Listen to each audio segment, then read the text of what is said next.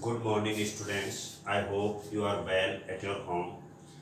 Today we will continue our chapter number 1 of History Class 10, The Rise of Nationalism in Europe.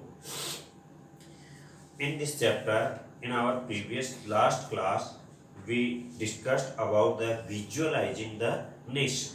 Visualizing the nation means है कि nation को एक visualise situation में देखना, visualise statue में देखना, और इसका मतलब है कि उसके दृश्य कल्पना कि कहीं ना कहीं वो ऑडियो के साथ विजिएबल हो, दिखने वाला हो, तो नेशन को दिखने वाला एक विजुअलाइज फॉर्म में देखना।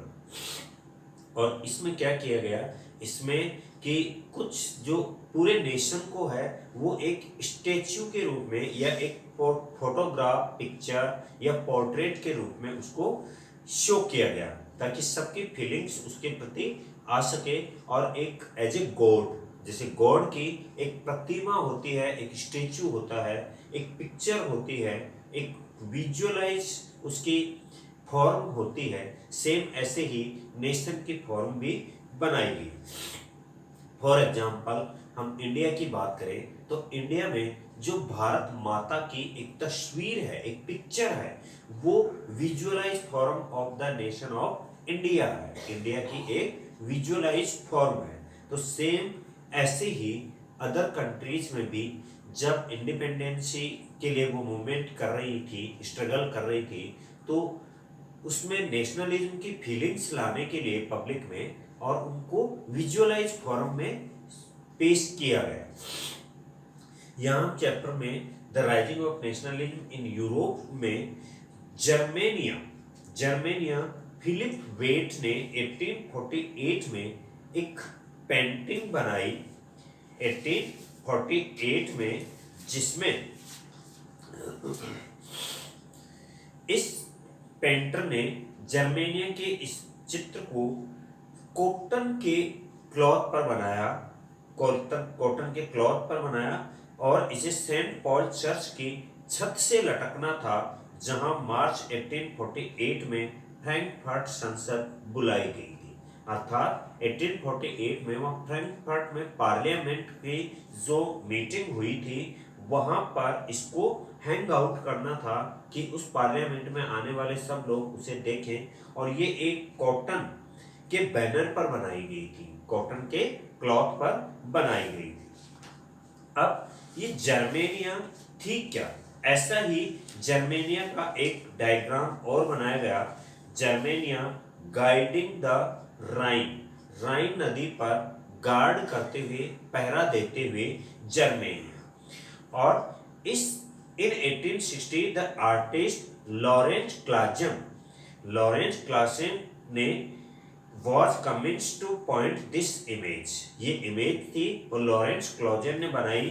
The inscription on Germania sword reads, जो जर्मेनिया की जो स्वॉर्ड थी, तलवार थी, उस पर इंस्क्रिप्शन लिखा हुआ था, the German sword protect the German Rhine. अर्थात जर्मन स्वॉर्ड जो है वह जर्मनी की राइन नदी को प्रोटेक्ट कर रही है, अर्थात इस एरिया को प्रोटेक्ट कर रही है। तो यह जर्मेनिया जो वुमन की पिक्चर थी और ये पोर्ट्रेट जो बनाया गया था, इसमें यही शो कर रहा था कि एक हाथ में जो स्वॉर्ड है, वो स्वॉर्ड तलवार, ये पेश कर रही है कि जर्मन राइन रिवर जो है, उस रिवर को जर्मन जो स्वॉर्ड है वो गार्ड कर रही है, उसे पहरा दे रही है। Meanings of the symbols in French revolution, France की रिवॉल्यूशन में और बाद में यूरोप में जो रिवॉल्यूशंस हुई, उन रिवॉल्यूशंस में कई सारे सिंबल्स यूज किए गए और उन सिंबल्स के अपने अपने मीनिंग थे। फॉर एग्जांपल ब्रोकन चेन, एक टूटी हुई चेन जो थी, वो ब्रोकन चेन जो थी, बीइंग फ्रीड, ब्रोकन चेन का मतलब था बीइंग फ्रीडम, कि उसे आजादी मिल गई, अर्थात जो चेन थी, जो बैरियर्स थे, वो टूट गए, हट गए और अब हमें फ्रीडम मिल गई। ऐसे ही breastplate with eagle, breastplate with eagle, symbol of the German Empire strength. कि जो breastplate of the plate था वो जर्मन एम्पायर को क्या कर रही थी, जर्मन एम्पायर की स्ट्रेंथ का सिंबल थी, प्रतीक थी। Crown of oak leaves heroism, oak leaves जो थी उनका जो क्राउन था, मुकुट बना हुआ था ओक पत्तियों से, तो वो ये शो कर रहा था कि ब्रेवरी, हीरोइज्म, बहादुरी को प्रकट कर रहा था। Sword reading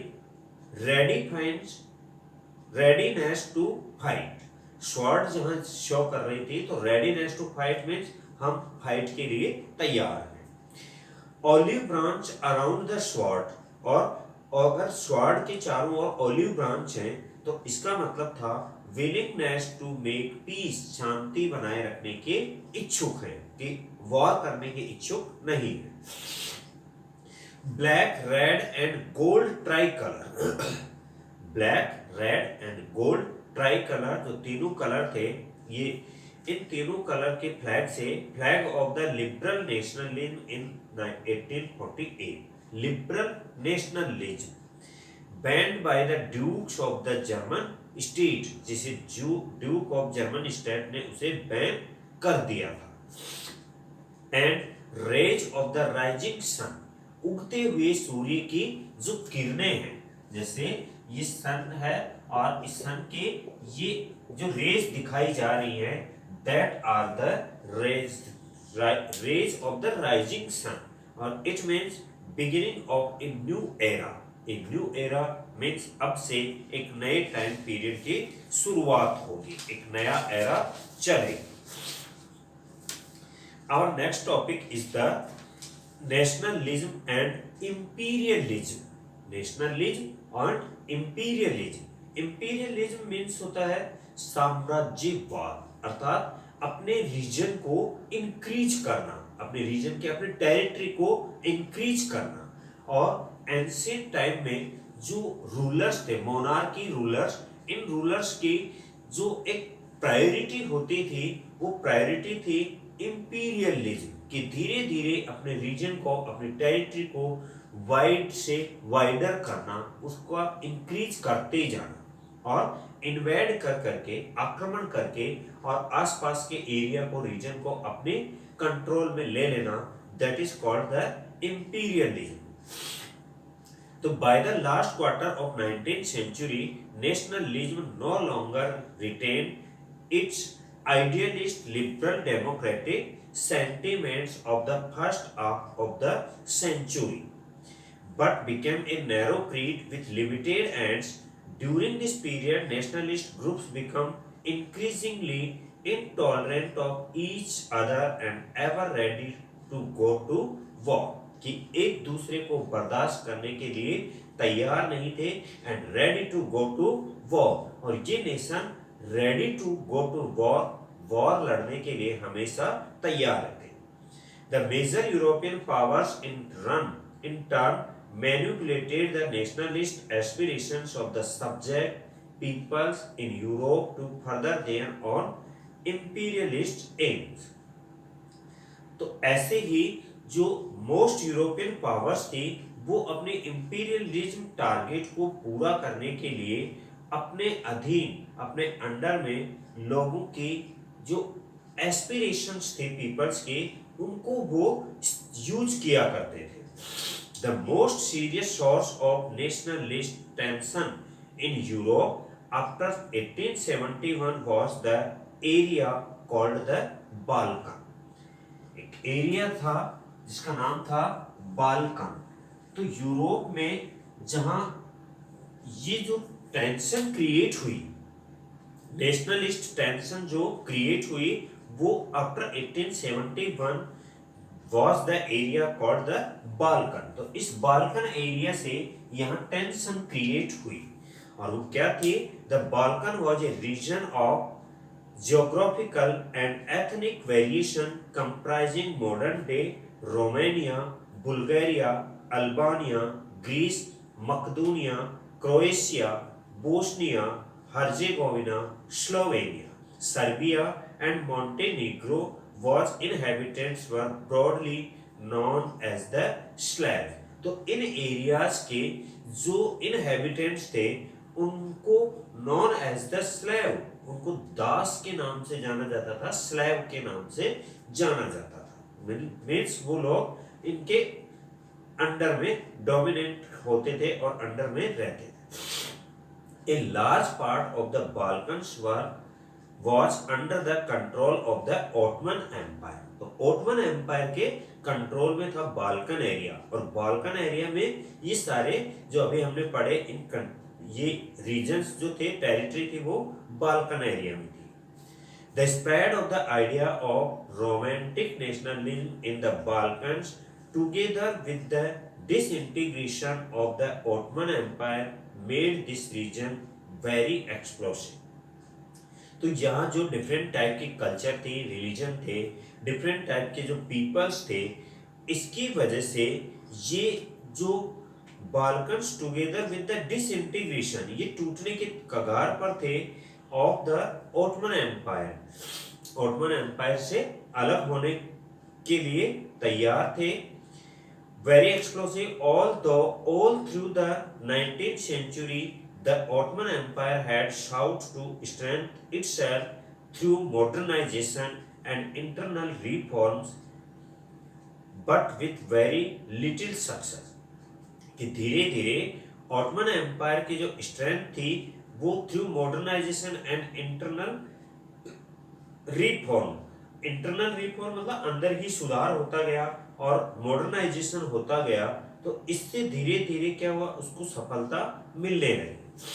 One by one, its European subject nationalists broke away from its control and declared independence। तो धीरे धीरे जो one by one its European subject nationalities broke away from its control, one by one इसके control से बाहर होने लगे और अपने आप को वो कंट्रीज जो टेरिटरी थी वो इंडिपेंडेंट डिक्लेयर करने लगे।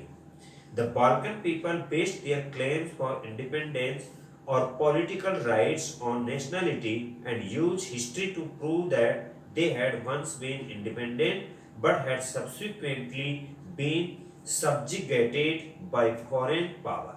और धीरे धीरे वो जो एरियाज थे वो इंडिपेंडेंट होने लगे, तो बाल्कन जो पीपल्स थे वो डिमांड करने लगे, क्लेम करने लगे इंडिपेंडेंसी के लिए और पॉलिटिकल राइट्स के लिए, और इसके लिए वो अपने हिस्ट्री को यूज करते थे कि किसी जमाने में हम भी इंडिपेंडेंट थे और इन पावर्स ने हमारे ऊपर डोमिनेट कर लिया। Hence, the rebellion nationalities in the Balkan thought of their struggle as attempt to win back their long lost independence। और बाल्कन के लोग अब लॉन्ग लॉस्ट इंडिपेंडेंस, जो पुराने समय से इंडिपेंडेंसी थी, उस इंडिपेंडेंसी को जो उन्होंने खो दिया था, अब उस इंडिपेंडेंसी को पाने के लिए वो फिर से स्ट्रगल करने लगे। As the different Slavic nationalities struggled to define their identity and independence, the Balkan area became an area of intense conflict। तो इस वजह से वो जो बाल्कन एरिया था वो अब इंटेंस कॉन्फ्लिक्ट, अब विवाद का एक कारण बन गया, एक विवादग्रस्त क्षेत्र बन गया। The Balkan states were fiercely jealous of each other and each hoped to gain more territory at the expense of the other। तो बाल्कन एरियाज के जो टेरिटरी थी वो एक दूसरे पर जीलस होने लगी, जलने लगी और एक दूसरे को अपने अंडर में करने के लिए, उसके एरिया को अपने में मर्ज करने के लिए होड़ मचने लगी और वो अपने मोर टेरिटरी गेन करने के लिए एक दूसरे को के ऊपर अटैक करने लगे। Matters were further complicated because the Balkans also become the scene of big power rivalry। During this period, there was intense rivalry among the European powers over trade and colonies as well as naval and the military might, और धीरे धीरे वो अपनी आर्मीज को भी, army power को भी strength करने लगे. These rivalries were very evident in the way of the Balkan problem unfolded. Each power, Russia, Germany, England, Austro-Hungary, was keen on countering the hold of other powers over the Balkans. कि Balkan area पर अपने power जमाने के लिए ये जो countries थी अब ये भी इसमें इन्वॉल्व होने लगी. And extending its own control over the area. This led to a series of wars in the region and finally the First World War. और इसीलिए ये जो कंट्रीज थी अपना अपना एरिया एक्सपेंड करने के लिए, कंट्रोल करने के लिए वहां पर सीरीज ऑफ वॉर्स होने लगी और finally first world war start हो गया. Nationalism aligned with imperialism leads Europe to disaster in 1914. तो ये जो इंपीरियलिज्म की जो फीलिंग्स थी, ये जो लोगों की थॉट थिंकिंग थी, इसकी वजह से यूरोप जो था उसमें एक डिजास्टर आया इन 1914. But meanwhile many countries in the world which had been colonized by the European powers in the 19th century began to oppose imperial domination. लेकिन जो कंट्री कई सालों से यूरोपियन पावर के अंडर में थी, कॉलोनीज थी, अब वो सब 19th सेंचुरी के स्टार्ट में बिगन टू अपोज, विरोध करने लगी इंपीरियल डोमिनेशन, ऐसे किसी टेरिटरी को अंडर में करने के लिए. The anti-imperial movements that developed everywhere were nationalist in the sense that they all struggled to form independent nation states and were inspired by a sense of collective nation unity formed in confrontation with imperialism. तो इस imperialism की जो thought थी उसको सब लोग उसका against में थे, उसका विरोध कर रहे थे और सब चाहते थे कि कलेक्टिव नेशनल यूनिटी हो, पूरी कंट्री की अपनी एक यूनिटी हो. European ideas of nationalism were nowhere replicated, for people everywhere developed their own specific variety of nationalism. But the idea that societies should be organized into nation state came to be accepted as natural and universal. कि वो अपने area में identify उस societies में रहे, peacefully manner में रहे, और nation state came to be accepted as natural and universal. और वो जो नेशन स्टेट हैं उन्हें नेचुरल और यूनिवर्सल मान लिया जाए कि वो ही उनका एरिया है और उनके लिए वो ही सफिशिएंट है. इट मीन्स इंपीरियलिज्म की फीलिंग्स है, थिंकिंग है, वो समाप्त हो जानी चाहिए.